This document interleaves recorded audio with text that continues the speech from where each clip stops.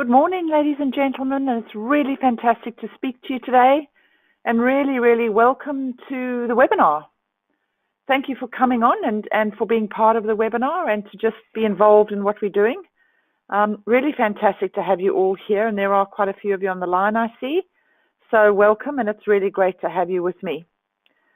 So yes, the dream team. We're talking about the ever-elusive dream team, I think, although some organizations certainly seem to be able to get their dream team well and truly under control, but not always. And I think that's really one of the things that I just wanted to speak to you about today, just to see and to talk a little bit more about what a dream team is. Also to talk a little bit about how you can create a dream team, and also learn a little bit more about, what constitutes a dream team, and how you can go about actually becoming either a member of a dream team, or I guess more importantly, essentially designing a dream team, which is never easy, or can be quite difficult, but depending on what your situation is. So let's talk a little bit more about what a dream team is and talk about how we can create one of those things. So as we go through the seminar or the webinar, probably best if we try and leave the questions to later if you can. But if you struggle to do that, just please then pop just any question that you might have through with you. I'm assuming that you can all see the screen, and I'm assuming that you can hear me. So if any of you cannot see the screen for whatever reason, could you please just drop me a line on the sort of Dropbox little dashboard area that talks about questions, and I'll just realign, but I think you can hear me and see me. Okay, so when we talk about dream teams, what I always ask organizations that we go into are these questions. Are you working with a team that just doesn't gel? You try hard and you try and have highly performing teams, but this is just not working for whatever reason. Are you walking on eggshells waiting for the conflict to arise, as so many organizations do? And very often what's quite interesting about this is that it's often just one or two people who actually create the problems for the rest of the team. And whilst it might be one or two people, it's then up to the leaders to actually do something about resolving this issue and taking them back to creating some kind of a dream team where people get along really well and they're competent in everything that they do. Or are you leading a team of people who have the silo mentality? So we do things in our little bubble, and you do things in your little bubble. And ultimately, what we know then is that you essentially have what we call a silo mentality. And once you've got a silo mentality in organizations or in teams, it becomes really problematic. And the reason why is because it means then that you have a team around you that really is not gelling well, or not gelling as well as they should be or could be. And so one of the issues around that then is that you've got people who are quite fragmented in the same team, even though they are supposed to be working together. And the point is that you can actually have silos in teams. Some people say to me, well, it's generally silos between sales and marketing and HR. No, you can actually have one team with a whole range of different silos in those teams. And often when I'm asked why that occurs, it really is, ladies and gentlemen, it's a leadership issue. So at the end of the day, what that means is that the leader has not set out clear expectations for obviously what the tasks are of the team, but also expectations about the relationships that they expect the people in their teams to have. Help. So here you are. Are you working with a team that just doesn't gel? Are you walking on eggshells waiting for the conflict to arise? Are you leading a team of people who have the silo mentality? And of course, there's lots of those, as we know. Are you in the lucky position to create a brand new dream team? So if you're not in the position to create a brand new dream team, I appreciate that would be obviously the nirvana, the best situation, but often we're not, because sometimes if we go into a leadership role, we inherit teams, we inherit people in teams, and I guess it's like, Forrest Gump says, a box of chocolates. You never know what you're going to get. So what I'm going to try and do is address those people who have the opportunity to create a dream team, but also those people who, leaders like most of you are online, who don't have that opportunity, and what now do you need to do to have a dream team as best you can. Okay, So for those of you, there's a lot of you on the line, so bear with me. Some of you have seen some of the sort of introduction, a bit about who I am, etc. Please just bear with me because there are a lot of people on the line who don't know me, I can see, so I need to just go through those things. And I guess the question is, would you like to go from having a disorganized and disengaged team to one that is motivated and empowered? And of course, motivated and empowered teams means high performance. Would you like to have a group of trustworthy, motivated people around you who get the job done? And I think it's a really interesting question because very often in leadership, we think that we actually have motivated people around us, but we turn around and then key things aren't done. Or we trust that people in our team will do X, Y, Z, and yet when we turn around and check what's being done, half of it hasn't been done or properly. Would you like to know that the team you have, whilst not perfect, because which team is, it's filled with human beings and no human being is perfect, have got what it takes to succeed? And I often say, no matter which organization I'm working in, is that a team is obviously only as good as the people in the team. But in terms of direction and gelling together and the rules and how we behave, it's really a leadership issue. So if you do have a team that's working well and you are the leader of it, you've probably got something really great to do with that. Conversely, if you have got a team that doesn't work as well as it should or could, there's a good chance that there's a couple of things that you as the leader could do better to enhance performance. Would you like to create a dream team out of the one you have or start creating a new one from scratch? And ultimately, what are we in business for? A team that is achieving goals, making a profit and thriving. Just to say something here that, if you are from the community sector, it's not necessarily about making a profit, but it certainly is about creating and providing a fantastic service and ultimately getting more clients or consumers or residents or whatever, the community service sector that you're in. But at the end of the day, whether it's about making a profit or increasing clients or delivering, exemplary client satisfaction, what we need to think about is how can we actually create that dream team to drive home whatever we provide to clients or customers. The problem right now might be your perspective. And what I mean by that is that sometimes when I'm talking to leaders, they think that they've got a dream team. They know that there's probably a little bit more that they could do. But what actually happens with that is that they're not sure what they should be doing. They've done all of the things that they think they should, and there's a bit of a confusion as to what should be done. And I always say that actually to create a dream team is really not that difficult as long as you've got the basics right. And then once you've got the basics right, you're able to drive it home and keep up the excellence, keep up the achieving of the goals. The relationships are great, the fun in the team. You ultimately can start having a really great dream team and a wonderful team environment. So looking through fresh eyes, what do you need to have a dream team or make a dream team happen? What are the steps to do that or get there? What strategies must we put together so that we can pull our people together? And, the ability to then make sure that we've got a team that really rocks and rolls, as one of my colleagues says. What I always offer when I give webinars is I give 5 of you the opportunity to have a strategic one-on-one review. Unfortunately, I'd like to do more, but can't do that. So if you are interested, I'll come back towards that at the end of the webinar.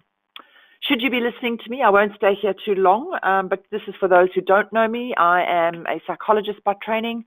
I work in Africa, Fiji, and Australia.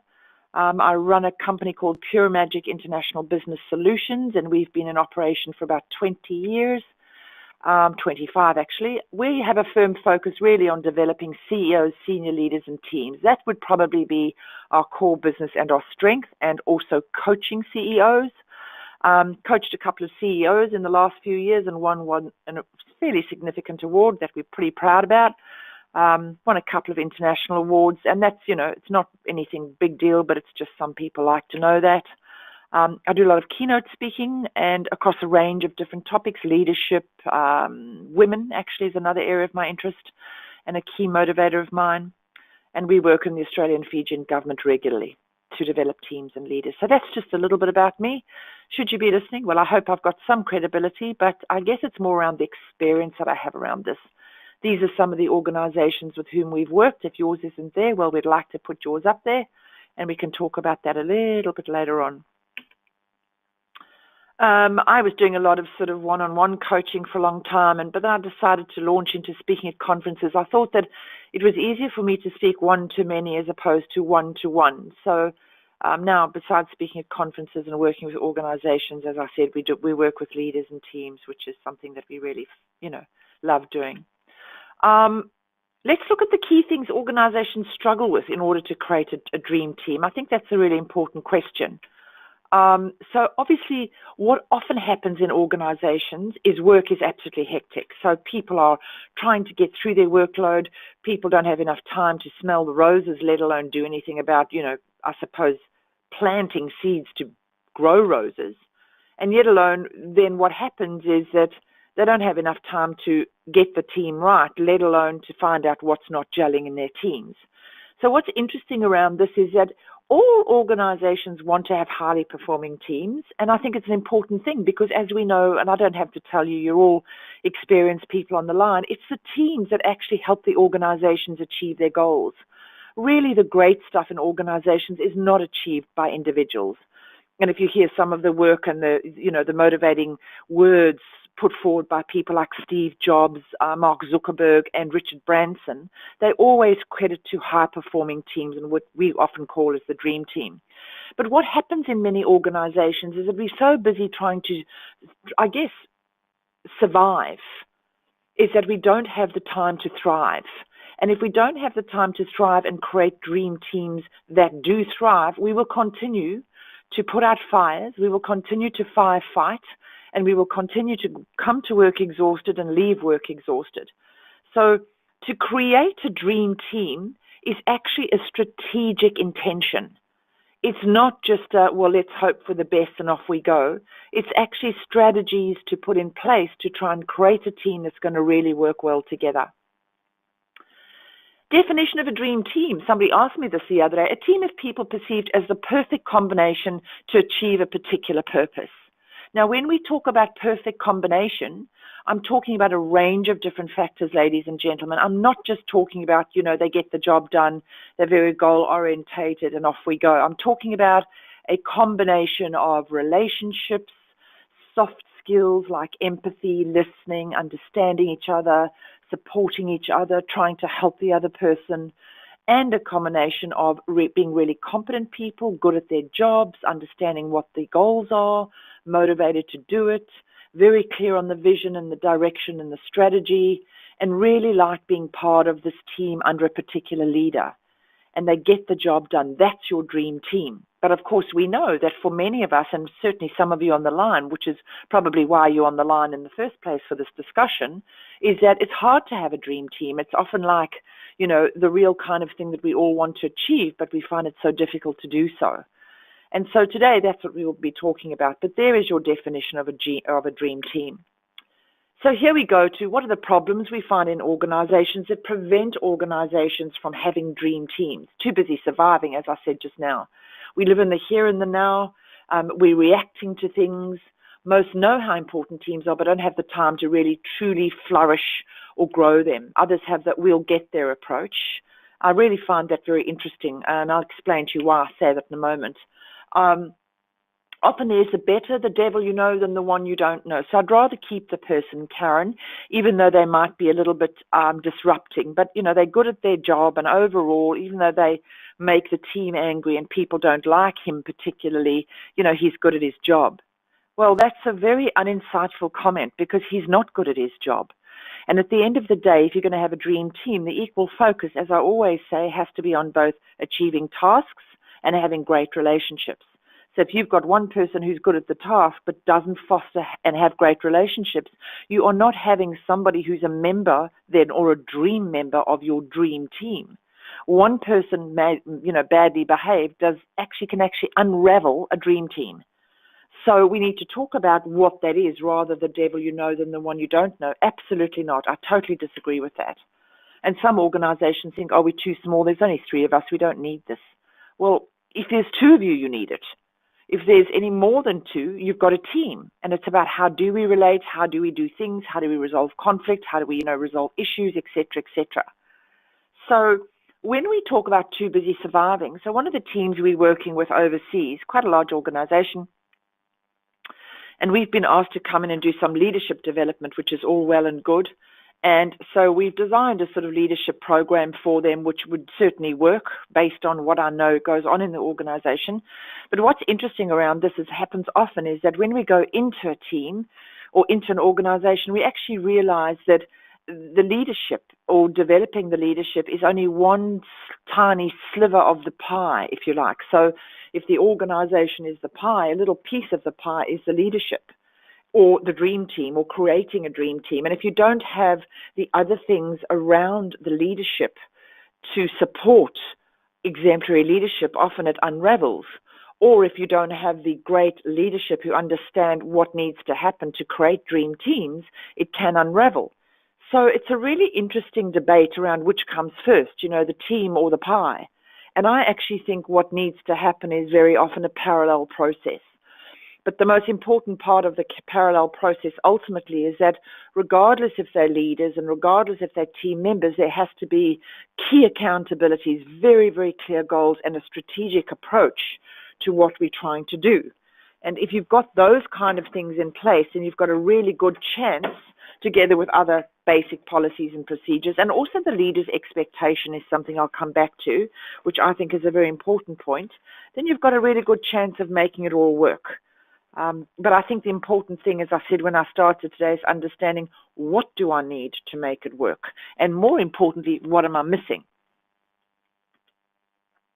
So when you've got this, ladies and gentlemen, living in the too busy surviving, you don't have the thriving. And so when you're doing, as I said, the firefighting and working with, people who are not performing particularly well, what you tend to get are things may not get done, or may not, or may. People don't pull together. So if they don't pull together, highly performing teams don't occur. People get tired of silos and conflict, and you must know this, some of you, that often what you get is do any of you work with the drama queen or the drama king? I just find these people absolutely exhausting. So they create drama wherever they go. They create drama in their personal lives. They create drama in their professional lives. And you can be a leader of a really good team, but there's always the drama king or queen who's running around trying to create more drama. And I actually think that psychologically they like the drama. They like the chaos. The problem with the drama queen is that the people around them don't enjoy the drama and the chaos. So what we then have to do is get the drama king or queen totally under control if they are going to be a member of our fantastic dream team. So what happens is that ultimately, if you've got all of these things going on, people aren't pulling together, people often get bored of it. And the most important thing is that you lose good human capital. Sometimes for, somebody who's not behaving well, you haven't addressed the problem, it's ongoing, HR hasn't supported you, so this person's behavior still is not particularly appropriate, you lose good people. And I often find that, organizations are littered with situations where good human capital has walked out the door, and they didn't need to walk out the door. They really didn't. It could have been resolved earlier on. But I think very often in my experience, which was, as you can see, is fairly extensive in this area, people behave badly and continue to behave badly in an undreaming way, if you like, because they're allowed to. We tolerate that behavior. So we'll talk a little bit about that just now. So I'll give you, this is Ben's Health Stores. Now, obviously, the company is not called Ben's Health Stores. I don't know. It was just a make-believe. But we were called in to, the word the CEO said was come in and fix up this mess. And what was interesting in Ben's Health Stores is that it was exactly that, a mess. Although what was interesting is that everybody was acting like things were absolutely sweet. Things were going really well. Things were fantastic. There was no problem, particularly at the higher end of the organization were telling me how well it was going. And yet, when we spent some time with the people down the line, what we realized is that there were some very confused leaders. Tasks were not getting done or half-heartedly. And I think actually, you know what, my perspective, it's better not to do a task than to do it half well or half badly. Departments were just siloed or between departments. Dream team, absolutely not. More like nightmare teams. People were unhappy and leaving, and we were told to come in and fix this mess. And I think the important part in this slide is that it doesn't need to get like this. It doesn't have to be where people are confused and people aren't talking to each other, there's silos. It's not necessary. So what we did to move from nightmare to dream team, and I obviously don't have the opportunity, sadly, to go into a lot of this, but hopefully I can in strategic reviews with you. We spent time understanding what the real problem was.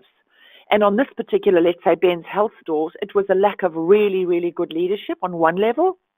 It was a lack of firm, sort of things like key performance indicators to support roles. It was a lack of real driving teams towards high performance. So the vision was unclear. The goals weren't really, crystal sparkly clear. So there were a lot of different things. But we didn't speak to the top only. We actually spoke to team members and those around them to find, reasons. We went down the line. We found various things, including role confusion. So who does what? And lack of procedures. And in some organizations, what we do find, not all, probably more, I think, in the retail sector, surprisingly, and also in community sector, is that people might have position descriptions, but there's not a clarity around, key performance indicators, what specifically they should be doing, what the outcomes are. So, you've got to get more clients as opposed to you've got to get 5 more clients by Friday, the 30th of August at 5 p.m. So one is very vague and not sure, so people not sure really what they're supposed to do. More clients will when, how, what, as opposed to Friday, 5 o'clock, August, whatever. That's much more clear. Leader who was far too lenient with some, and really interestingly, quite lenient. I think far too tolerant with bad behavior. So an example would be, 2 of the people would come to work late, but consistently late, 5, 10, 15, 20 minutes. And eventually, instead of starting at 8:30 when we arrived, there were 2 people in this team who were starting at 10, and yet they were still leaving at 5. And so, that tolerating of mediocrity, that tolerating of people just doing what they want to do, and of course, then other people in the team get resentful. And what we did was lots of coaching and a program. Timelines, as I said, weren't enforced, so we looked at how to improve that. And communication throughout the team and the whole organization was really not working at all, which was actually adding to a lot more of the problem. So what we did was we introduced a system called team briefing throughout the organization, and it absolutely improved the communication and understanding fairly immeasurably throughout the organization. And we introduced a system of accountability and responsibility for all. So the issue here, ladies and gentlemen, is that it's one thing to say, well, let's get the team right. You've got to get the things underlying the team to get the team right. You've got to have an understanding of, or certainly a leadership around what are we doing, who are we doing, where are we doing, why are we doing, how are we measuring it. Once you've got those things right, then you can start actually creating your dream team, as opposed to creating your dream team and getting the things under that dream team right. Now, I appreciate that for some of you online today, it's not that way, that you've got what you've got and how can you improve it? Well, for no other reason than you can is to actually look at, are you too lenient or are you too strict? Too strict, for example, can be if people have to be there at 8:30 and they're getting there at 8:45, instead of threatening them with their roles, maybe there's a reason. Maybe there's somebody in the family who's sick. Maybe there's a bereavement. Maybe there's an issue with childcare. It's about understanding what's going on. But really, when we're talking about if you've got an existing team, what are the goals? How are they being measured? What's the culture of the team? Is it fun and engaging, or is it serious and solemn? And what's interesting in the research is that you want a dream team. What you want is a culture of achievement of the goals and support of each other. So achievement of the goals is in the task side of a dream team, and support and engagement of each other is in the relationship side of the dream team. So you need both of those. So these are things that are really important for you to look at. Are you doing them well? Do you communicate regularly? Is there role confusion? So get these right, and then we can think about, okay, so now what are we going to do about really upskilling the people to become the dream team? So what are you focusing on or allowing? Are you leading the dream team, or are you experiencing the team nightmare? And I think it's really important you think about that. If I say to you, okay, if 10 is the dream team, nirvana, fantastic. And 1 is no nirvana and absolutely hell on earth, right? What would you score yourself? What's your dream team score? So if you say 5, well, sometimes we're good, sometimes we're not. Just give yourselves a score. And if any of you would like to just send me a score that you've got, just for fun, and tell me what you think out of 10. So 10 means you're really great, or 8, 9 is you're pretty good, but 2, 3 is that we're struggling. So what are some of yours? So we've got a Jackie, and we've got a Stephen, and we've got a Mariana. I'm just choosing 3 names. What are yours? Okay, Mariana says she's got a 6. Stephen says he's got a 4. And Jackie says she's got a 3. Okay, Stephen, a quick question for you. And whilst we just bring in a little bit of an example, if you have to say, why did you score your team 4? What is it about your team that has scored you below 50%? Share that with us if you wouldn't mind. Obviously, we don't know everybody on the line don't know what organizations you're from, so it's just me sitting here talking to you. But if you can tell us why you've scored a 4, that would be really interesting for us, Stephen. Okay, maybe you need a bit more time to think about that, and that's absolutely fine. So I'll keep going. Okay, thank you. You've just come through. So Stephen's talking about the reason why he scored 4 is team cohesion. In other words, team collaboration, coming together, the way that they defend each other, the way that, like a glue, the team glue. So we really stick together well and we collaborate together. Communication is often an issue. And, it's a really interesting thing around communication. Communication actually doesn't have to be that difficult if you've got a process that works. And if you always, I say, as a leader, think about communicating in a way that assumes that nobody knows anything. And if you're able to come from that assumption that nobody knows anything and then try and tell people everything or everything they need to know to, fulfill a particular task, often what you get is that you start to communicate better. Stephen's also that's such a classic one. Accountability. Now, the only reason why people aren't accountable or responsible, ladies and gentlemen, is because generally the leaders don't make them accountable. So in my team, for example, one of the things I find very difficult is if somebody says, well, it wasn't really in my sphere of job, which is basically like saying it's not my job. I get really frustrated with that. If you're working in a team, obviously we've all got different things we need to do. But if the team isn't working as a dream team, then we're all responsible and accountable for not working as a dream team.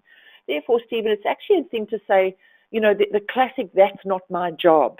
When I hear that, I just think that says to me, you're right, Stephen, a 4 is probably a good score, that they're not thinking like a dream team. Everything is their job. Looking after each other is their job. Making sure we all succeed as a team is our job. And I think it's often a mindset, a change in mentality that we need to move from, it's not my job, to, what can we do better in the future together so that we all work together more fruitfully and more productively. And I think as a leader, start using those words, we, us, together, collaborate.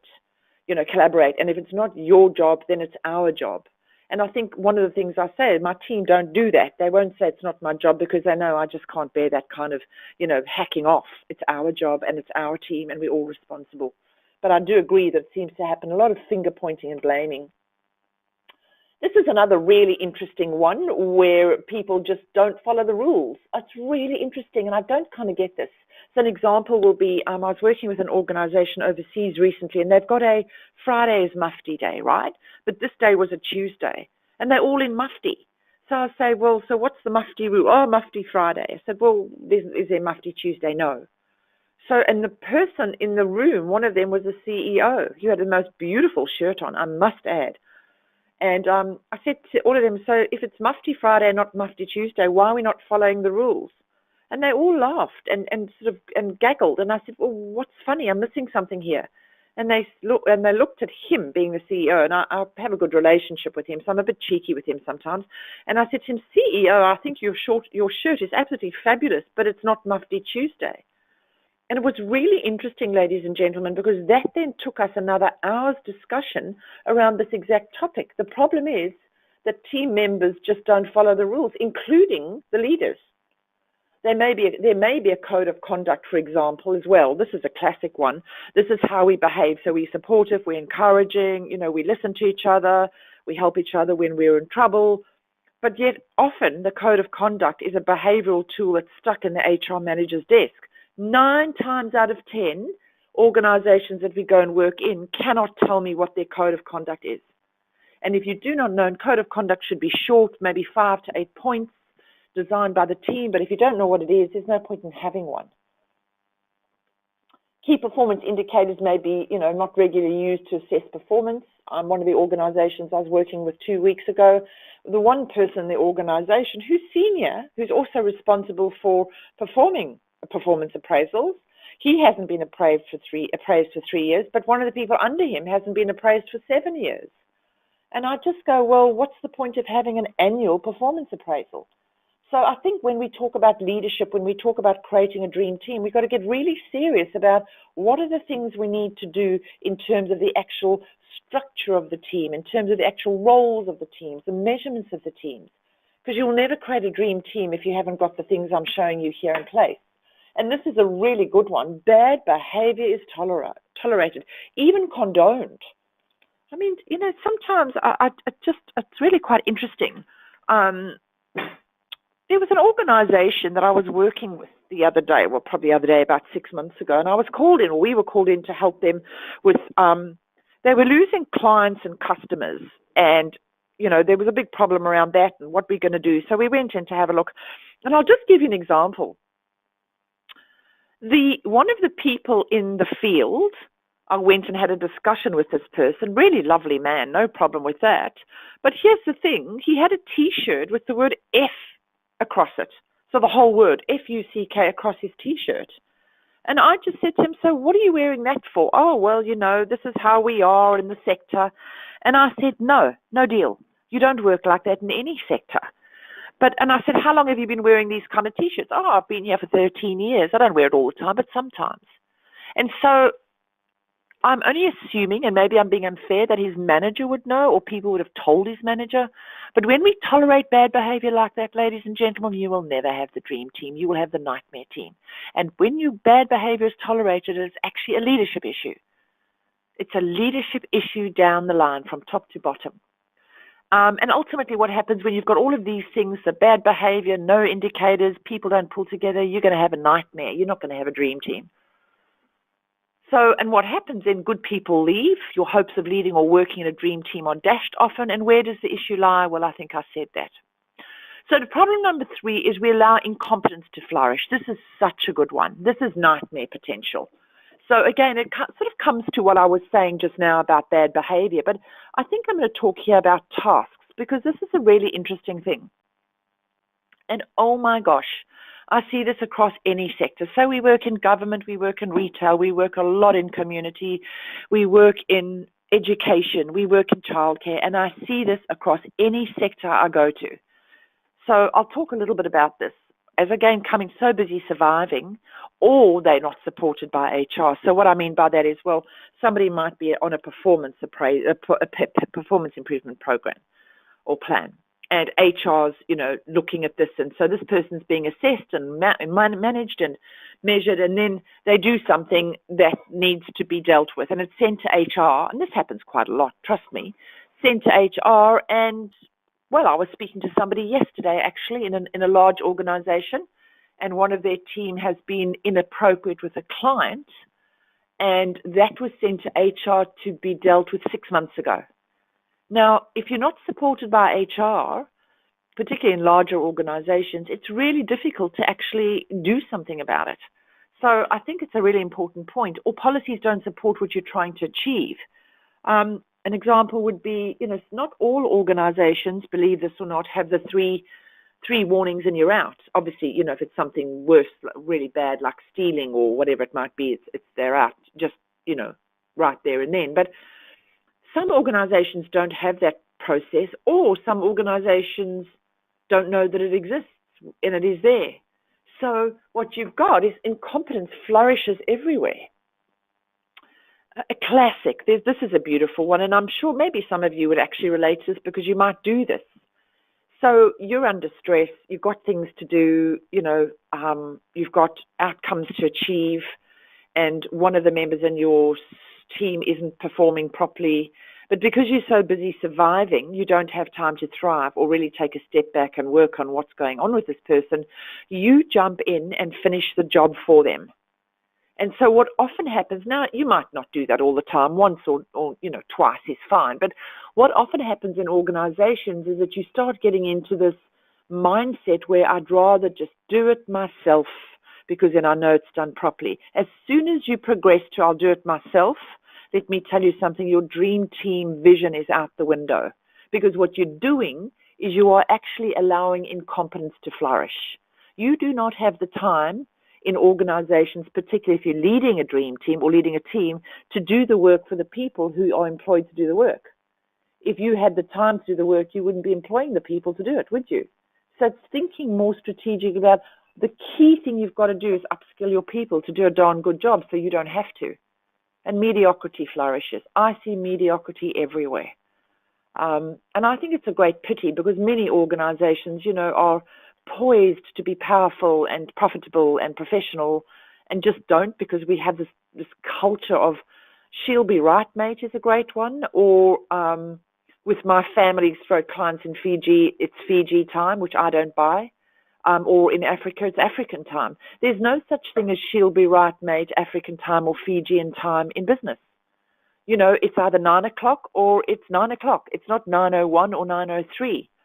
And so often when I'm told, well, she'll be right, mate, we can do it whenever, I say, and I think it's really a bit of a cheeky thing, but I always say it, you're either pregnant or you're not. You can't be half pregnant. So if it's 9 o'clock, it's not 9:03. And I think if we allow our team to get lulled into this false sense of never mind, our leader's okay and he's cool and she's groovy, you will never lead the dream team. And when you've got all of this incompetence to flourish, this is what you get. We don't fix the team problem areas because we're too busy rescuing them or ignoring them or sort of minimizing them. We allow the team to stumble along. People don't work to their optimum, and I see that often. And then what? Well, then what? Then what? Well, I've just explained then what. We don't really thrive. And I was sort of sitting here when I was designing this webinar thinking exactly how many organizations are we currently in looking at this issue. And I came up, there's 7 of them. 7 of them, all of different sizes across different sectors. And it's the same issue. Tolerate mediocrity, not enough leadership, not enough direction, not enough accountability. So this one here, this is what we did, solutions to problem 2, team members don't follow the rules. So what did we do? We looked at the current rules, and some of them were absolutely outdated. The code of conduct had been designed in the one organization, don't laugh when I tell you, 1953. So the company started in 1942, I think it was, and 1953 was the last time they looked at the current rules. Were they working? Well, no, it's 2018. Often, as you know, social media, what worked yesterday doesn't work today. These kind of things, the rules, the systems, the processes, they've got to be vibrant parts of organizations that are regularly assessed to keep up with the changes.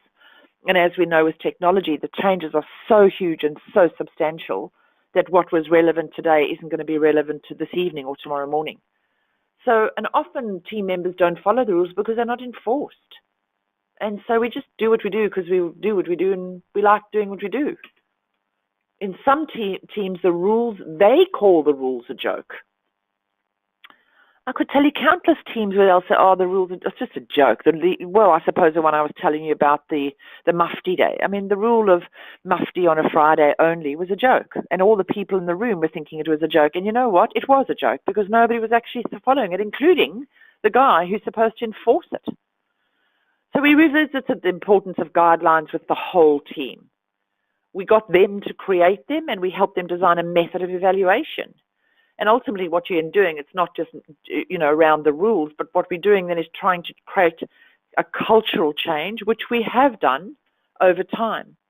And what they have now is a very positive approach to being a dream team, as now they understand what a dream team is, as does the leader. Another example of a catering company, we looked at the goals of the team. We worked out each position, designed a process of accountability. Accountability, ladies and gentlemen, in any team is absolutely critical.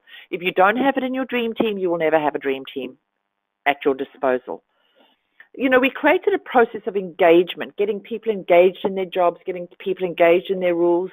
I was reading a report over the weekend about research done in the States, and it was talking about, I was absolutely flabbergasted, in some recent research that 87% of people in American organizations are not engaged in their roles.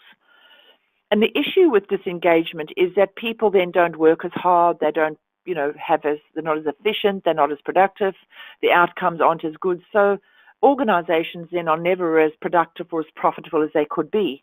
And if you talk about those numbers, just under 90%, it's like, how do you create a team of engagement? And I think it's often around the leadership. How the leader is, what the leader does. Is the leader solemn? Are they dry? Are they fun? Are they engaging themselves? Do they show an interest in their people? Do they spend time just, chewing the fat, not always talking about work? Do they know if one of the people in their team is going through a hard time, a divorce, or do they leave that to HR? Those kind of things.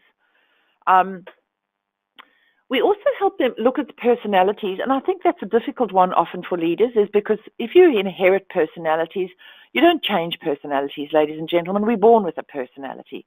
Obviously, our personalities are added to and we grow, but essentially, if you're an introvert, then you're going to die an introvert. If you're an extrovert, then you're going to die an extrovert. But with leadership and creating the dream team, I often believe it's trying to get a combination of different personalities. So you don't always have just extroverts who make noise or just introverts who don't speak. You've got a combination of extroverts who bring energy, introverts who think things through, but then the leader is able to facilitate that and get the most out of the introverts because they've got generally great ideas, and the most out of the extroverts who bring a great deal of energy to their team and the organization. Solutions to problem. This particular problem here, problem number 3, never allowing mediocrity. So technology companies, the example here that I'm going to show you, the mediocrity is a funny thing because mediocrity is insidious. It can grow over time.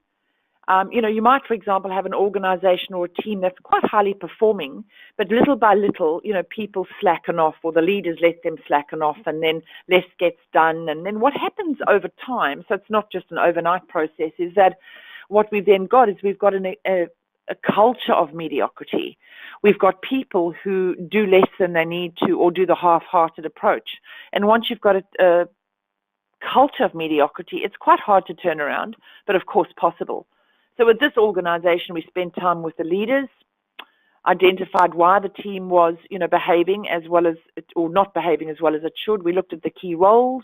We assessed the behaviors of leaders, and we created a culture of excellence around measurements and evaluation with the team. So we didn't go in there as consultants and do this. We actually work very closely with the people. We get their ideas, we get their input. No good going for us to go into an organization telling them what to do. We work with the organization. And I think the reason why I say this is key is because whether it was us coming in to help people like you, or whether it's you leading an organization, the more you actually engage your people and get their input, the greater the chance you will have towards moving or creating a dream team. People must have input. People must feel as if they listen to. They must feel as if they contribute towards. And if you take that out of the equation, it's very difficult to get engagement. And what we actually have, well, there the figures are. So this took us probably about a year, but a completely different team, and efficiencies increased by 43% and a 68% increase in engagement. And we did that through a staff survey. Now, this particular team in 2017 brought in $50,000 more than any other team, and they won the Dream Team Award in July this year. So when we went in, it was a team in a lot of mess. It was struggling, and just to help them get the basics right. And then obviously the leader was able to, with a bit of coaching, was able to then continue to create and lead a dream team. So there you go. Fantastic that they were the top team. I think there were, if my memory serves me, about 17 teams in the organization, and they were so proud to win the Dream Team Award. So 5 parts of a dream team. Now, this might not be possible for all of you because you can't always recruit. As I said earlier, you might have inherited a team, but essentially what the thing would be is to recruit right. So, don't just recruit, and don't just recruit because somebody's got the right skills. You're recruiting on skills and you're recruiting on personality, ladies and gentlemen. And you know what? I'm going to have a little chat with you later on towards the end, and we're not far off now, but attitude. I would rather employ somebody with the most fantastic positive attitude who's not that competent and upskill them than employ somebody with an arrogant or I don't really want to be here attitude who's incredibly competent. Because you can't change competence in that particular example that I'm giving you, but attitude is everything. I believe attitude in relationships is everything. I believe attitude in business, career. I think attitude in life is absolutely everything. So recruit right, get someone with a good attitude, but obviously you want the skills. What talents does the business or team need? Don't just get somebody in because they're going to fill a particular role. Look at what do we need? What are the real needs? And so when you are recruiting, try and find people who are going to fill that need, but they've got the character to fill the need. And for example, if you've got all extroverts, and I know that, people might say, well, that's discriminatory, Karen, but I don't believe it is. If you've got 7 people in the team and you've got 6 extroverts and you've got one job that's available and you've got an extrovert and an introvert, and the introvert and the extrovert are just as good as each other on paper and in the interview, I'd probably go for the introvert because you're trying to get a balance in your dream team. Find the right people inside or outside the organization. They don't always have to be outside. I think actually what I experience a lot of the time is that very often you've got the right person in the organization. They might not have the skill. They might need some really fast tracking to develop the competence and the skills, but they've got the right attitude. I say go for them. Upskill them in tasks and great relationships supported by training, development, and role modeling. Be the best role model you can as the leader, maybe mentoring, coaching, all those kind of things. But at the end of the day, you're better off creating your dream team from the perspective that I'm describing than trying to get somebody into the role because they technically sound, but relationally they're not that good. I just would not ever recommend that. And weekly communication and measurement of performance. I mean, what they do, how they do. And performance, as I said, is tasks and relationships. How do they get along with the people? If you see that they're rude for a moment or they're being, discriminatory, then you need to call them on it. They may not be doing it intentionally. It might be a mistake. We all make mistakes. But I think leaders need to be much more hands-on with behaviors of the people that they have under them than I often currently see in organizations. And create and have fun. Oh my gosh, the best dream teams. I mean, I think probably the king of dream teams that I can think about now would be Richard Branson. He has fun in everything he does. He really enjoys his life. He enjoys leading. I think he's good at it. The whole Virgin philosophy is around fun and enjoyment. And so I think a lot of organizations actually lack that. And it's about, even if your organization isn't, a fun approached organization, it doesn't mean that you can't do it down the line. But these are key aspects of the dream team, that I said, attitude. Attitude is absolutely everything. I mean, there's some people I've worked with over the years that are just fabulous. And I always think it's that, very much that can-do, that enthusiasm. Yeah, let's do it, that can-do attitude, that team spirit. I absolutely love those people. I wish I could clone them and, replicate them and take them and put them in organizations that we go into. That anything's possible and, let's give it a go. And if you don't go, you don't know. Love that attitude, the can-do. And I'm not talking about, ladies and gentlemen, being, Pollyanna with your face in the sand. I'm talking about realistic, optimism, realistic enthusiasm. I mean, you could say, well, let's walk to the moon. That's silly. But, let's go and get 5 more customers by Friday. That's possible. So it's that I think is important.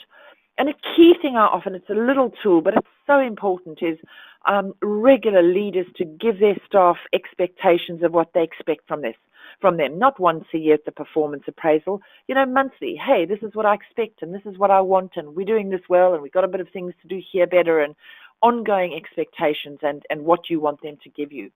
And as I said, personalities, your code of conduct is particularly important around personalities because it's a set of behavioral guidelines that actually tells your team how to behave around each other.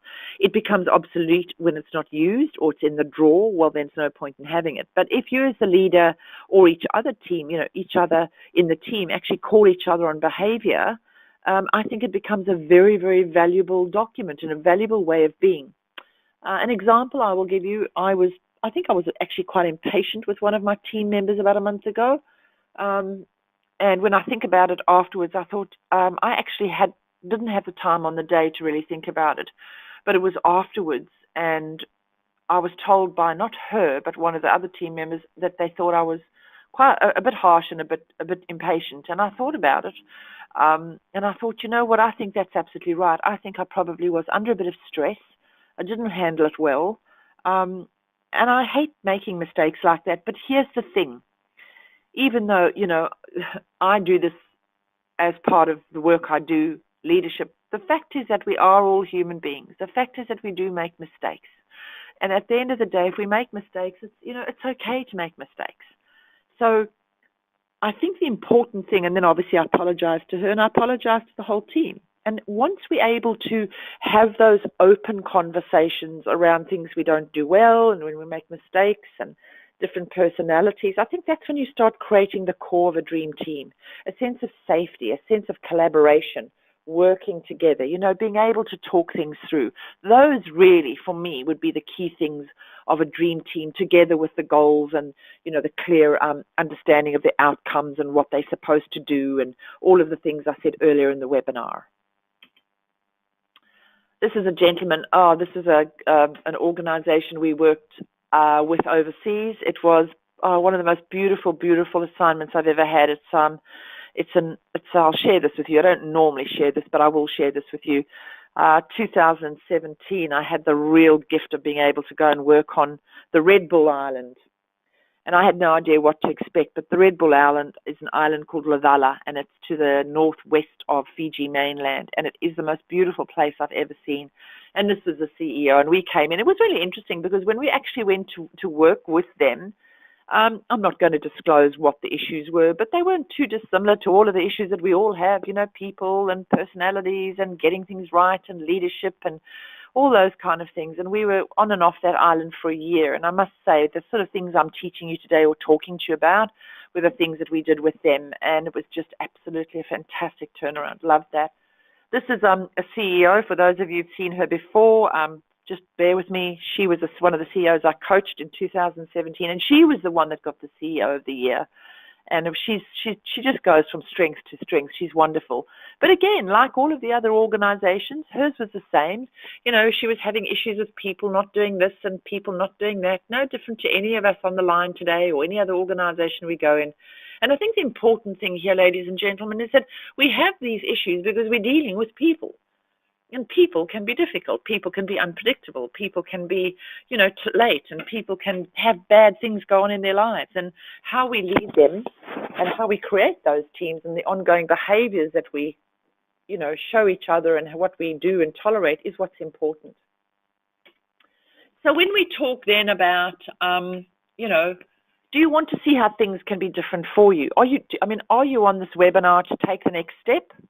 Are you on this webinar merely to gain information? So you might have some information, but in order to gain the next step, I'd have to show you a few other things that you'd need to do to create your dream team. So your next step, for some of you, you've already done this before, but for those of you who haven't, you're very welcome. Book in a free strategic review. If you don't have a pen and paper on you, one of my staff will get hold of you and send you the link. Normally, as I say, 5 people I'll do it. The other thing we often do is actually we go into organizations.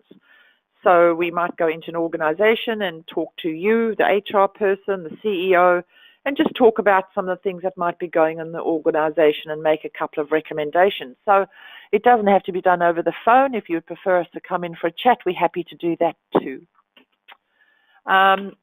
So we run programs to help grow emerging leaders. We do coaching, obviously, all these things, but we do team development, as I've just described. We obviously do leadership development. And if you go to our website, which is www.puremagicbusiness.com.au, you could download a free ebook there. I think it's on leadership or business. I'm not sure which one is on there at the moment, but really would be lovely to have a chat and discuss things with you. It's been an absolute pleasure talking with you this morning. I put this evening, probably because it feels like this evening. But I would really be happy to take any questions that any of you may have, anything that you want to know, anything that I can help you with whatsoever. I'm just looking for where my chat box has gone. It seems to have dropped off, but maybe I can find it there. So are there any questions anybody has? Ladies and gentlemen, I'm just trying to find out where my chat box is. Well, maybe it seems to have disappeared. What you could do is anybody come onto a strategic review, get us in, or if you would like, just send me an email, and you can send me an email to Karen, which is CARYN, @puremagicbusiness.com.au. So It's been an absolute pleasure to be with you on this webinar. I've loved it, and I hope you really enjoyed the topic. I hope you got a lot out of it, and I hope you find the time to pick up the phone and talk to me, or send a request to me via the either the website or directly, or book in a strategic review, or get us in to talk to you about what's going on in your organization.